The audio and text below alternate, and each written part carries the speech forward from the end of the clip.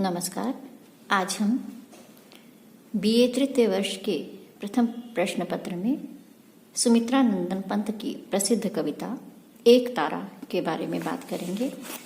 सुमित्रा नंदन पंत, जैसा कि हम जानते हैं, प्रकृति के सुकुमार कवि के रूप में प्रसिद्ध हैं।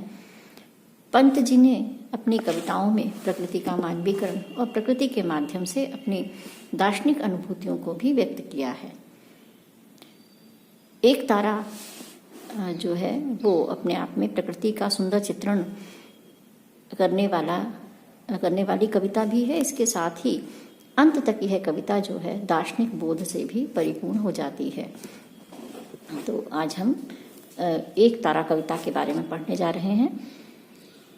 कवि पंत एक तारा कविता में लिखते हैं, नीरव संध्या में प्रशांत डूबा है सारा ग्राम प्रांत, पत्रों के आनत अधरों पर सो गया निखिल वन का मरमर, जो वीणा के तारों के स्वर खग कूजन भी हो रहा लीन, निर्जन गोपथ अब धूलिहीन, धूसर भुजंग सा जिह्वा क्षीण, झिंगुर के स्वर का प्रखर तीर, केवल प्रशांति को रहा चीर, सांध्य प्रशांति को कर गंभीर, इस महाशांति का उर उदार, चिर आकांक्षा की क्षीण धार, जो बेंध रही हो आर पार, अब हुआ स्वर्ण सांध्य शरणाभ लीन।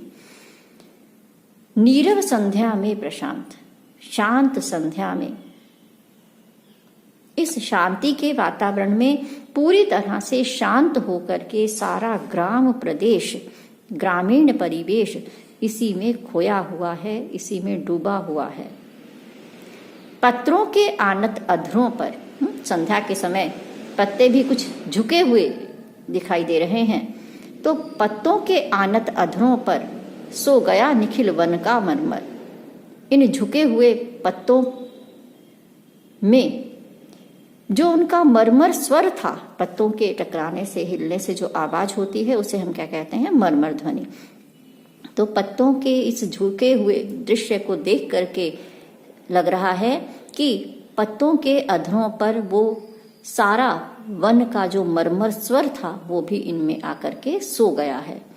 जो वीणा के तारों में स्वर, ठीक उसी प्रकार से जैसे वीणा के तारों में स्वर सोया रहता है और जैसे ही हम उसको हाथ लगाते हैं वे स्वर प्रकट हो जाते हैं, वैसे ही झुके हुए पत्तों पर सारा निखिल जो मरमर का स्वर है वो सोया हुआ है। संध्या का समय है, इसलिए खग कूजन भी हो रहा लीन। पक्षियों की जो आवाज थी, पक्षियों की जो कलरव ध्वनि है वो भी अब नहीं हो रही है, पक्षियों की ध्वनि भी लीन हो चुकी है। निर्जन गोपथ अब धूलिहीन, धूसर भुजंग सा जिह्वा क्षीण। निर्जन गोपथ, जहां से गायें जो हैं वन से लौटती हैं, वह रास्ता भी अब धूल से रहित हो गया है, क्योंकि गोधूली वेला में तो गायें लौटती हैं तो सारा रास्ता धूल से भर जाता है, सन जाता है।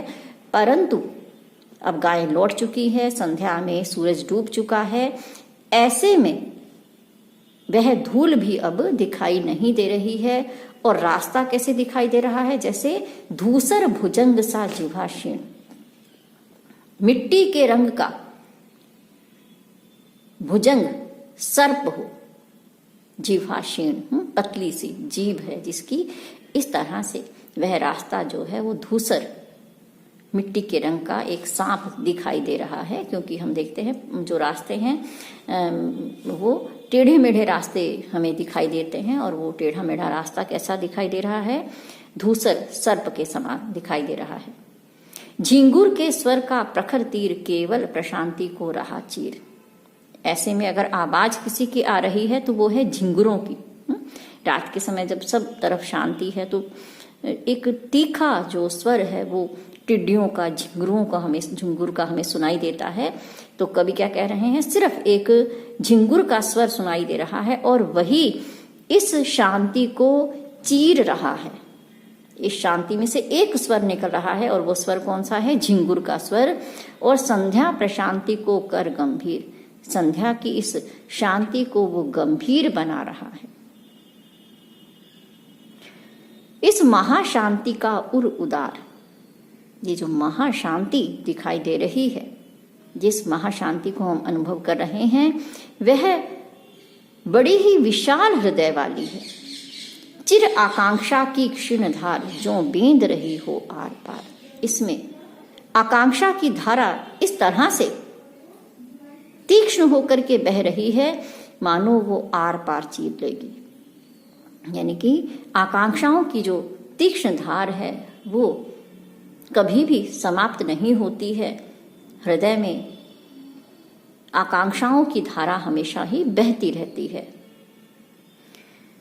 अब हम आगे बढ़ते हैं।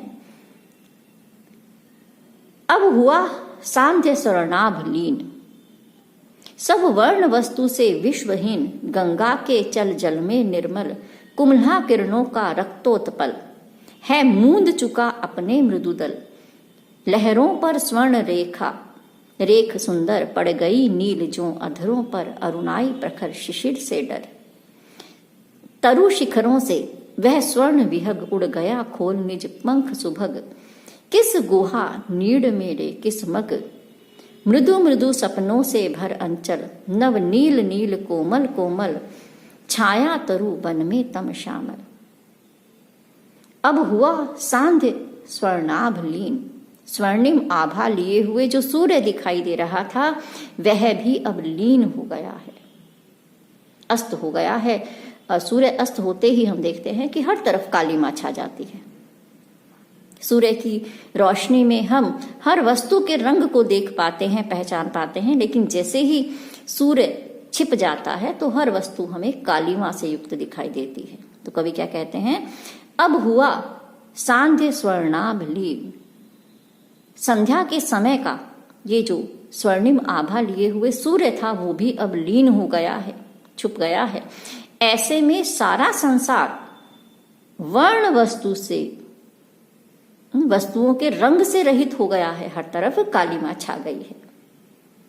गंगा के चल जल में निर्मल, कुम्भला किरणों का रक्तोत्पल, और गंगा के चंचल निर्मल जल में किरणों का जो लाल रंग का कमल खिला हुआ था वह भी अपने कोमल पंखों को, अपनी कोमल पंखुड़ियों को समेट चुका है, वो भी अपने पंखुड़ियों को मूंद चुका है, बंद हो गया है। और दूसरी ओर लहरों पर स्वर्ण रेख सुंदर, पड़ गई नील, क्योंकि आकाश में अब नीलिमा छा गई है। ऐसे में अब तक लहरें जो सूर्य की आभा से हमें स्वर्णिम दिखाई दे रही थी, संध्या होते ही वो कैसी दिखाई दे रही हैं, नीली, उन पर नीलिमा छा गई है। यह नीलिमा देखिए कवि जो है वो किससे तुलना करते हैं, जो अधरों पर अरुणाई प्रखर शिशिर से डर।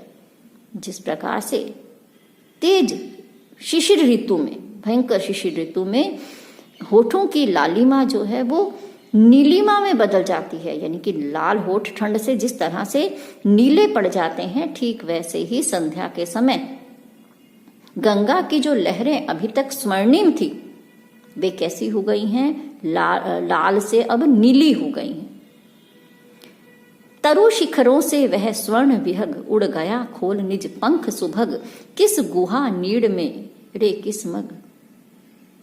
तरु शिखरों से हम देखते हैं कि सूर्य का प्रकाश जो है धरती पर रहता है, लेकिन जैसे जैसे सूर्य छुपता चला जाता है वैसे ही वो प्रकाश धीरे धीरे जो है वो ऊपर चला जाता है और वृक्षों की चोटियों पर, और उसके बाद जो है सूर्य छुप जाता है।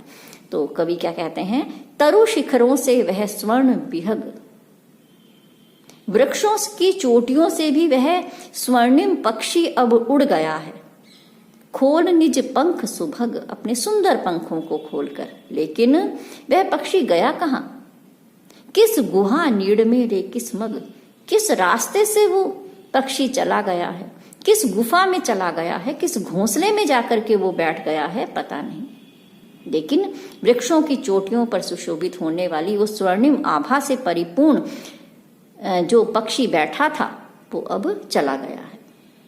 मृदु मृदु सपनों से भर अंचल, कोमल सपनों से आंचल को भर करके, नव नील नील कोमल कोमल, नए नए नीले कोमल सपने दिखा करके, सपने आंखों में बिठा करके, छाया तरु वन में तम श्यामल। इस तरह से छाया छा गया है तरु वन में तम श्यामल, वृक्षों के वन में एक श्यामल कोमल अंधकार जो सबको अब सपनों से भर देगा, ऐसा अंधकार अब वन में छा गया है। तो आज हमने सुमित्रा नंदन पंत की प्रसिद्ध कविता एक तारा के कुछ अंश पढ़े हैं। हमने देखा है कि इस कविता में प्रकृति का सुंदर चित्रण है, बिंबात्मक चित्रण कवि ने किया है। भाषा जो है वो संस्कृत निष्ठ है, भाषा संस्कृत निष्ठ है, क्योंकि हम देखते हैं कि कवि ने संस्कृत शब्दों का प्रयोग यहाँ पर ज्यादा किया है। इसके अलावा उपमा का प्रयोग भी यहाँ पर हमें दिखाई देता है, उपमा है। और उपमा के अलावा अनुप्रास तो हम देख ही पा रहे हैं। तो खड़ी बोली भाषा में इन्होंने तत्सम शब्दावली का प्रयोग बहुतायत से किया है। नमस्कार।